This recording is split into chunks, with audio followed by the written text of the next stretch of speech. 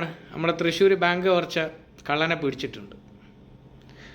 കള്ളനെ പിടിച്ചെന്ന് പറഞ്ഞു കഴിഞ്ഞാൽ ഭയങ്കര സാഹസികമായിട്ട് കേരള പോലീസ് മണിക്കൂറുകൾക്കകം പൊക്കി.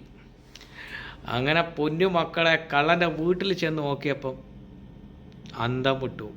നിങ്ങൾ വിചാരിച്ച് ചെറ്റക്കുടില്ലെന്ന കണ്ടു നോക്കും, മണിമാളികയിലാണ് കിടക്കുന്ന ചങ്ങായി. ഇങ്ങനെ ഉണ്ട് വീട്. 20 വർഷം ഗൾഫിൽ കിടന്ന ഞാൻ പോലും ഇതേപോലെ ഒരു വീട് വെച്ചിട്ടില്ല. പിന്നെ എനിക്ക് അയാളോടൊരു ബഹുമാനം എന്തെന്നറിയോ, 45 ലക്ഷം രൂപ ആ ബാങ്കിലുണ്ടായിരുന്നു. പക്ഷെ മൂപ്പര 15 ലക്ഷം എടുത്തു. പുള്ളിയെ കുറ്റം പറയാൻ പറ്റൂല. പണ്ട് നമ്മളെ മോഡിജി 15 ലക്ഷം രൂപ ബാങ്ക് വഴി കൊടുക്കുമെന്ന് പറഞ്ഞില്ലേ, മൂപ്പര ആ പൈസ എടുത്തിട്ടുള്ളൂ, 15 ലക്ഷം രൂപ. അതിൽ കൂടുതൽ മൂപ്പര എടുത്തിട്ടില്ല. ബാക്കി അവിടെ 30 ലക്ഷം രൂപ അവിടെ ഉണ്ട്. ഒരു 10ൻ്റെ പൈസ മൂപ്പര അവിടെ നിന്ന് എടുത്തിട്ടില്ല. സംഭവം ശരിയാണ്. മൂപ്പർക്ക് അർഹതപ്പെട്ട പൈസ മാത്രമേ മൂപ്പര എടുത്തിട്ടുള്ളൂ. മനസ്സിലായില്ലേ?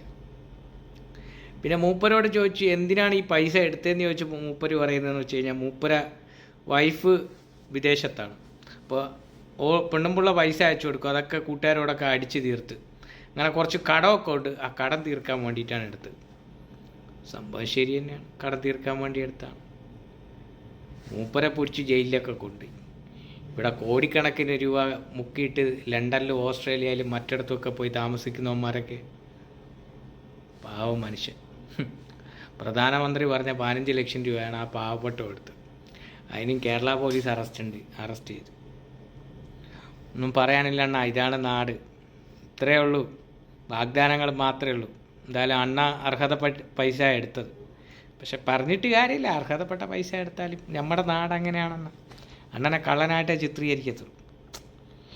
എന്ത് ചെയ്യാനാണ്? പോട്ടെണ്ണ, വിട്ടേള.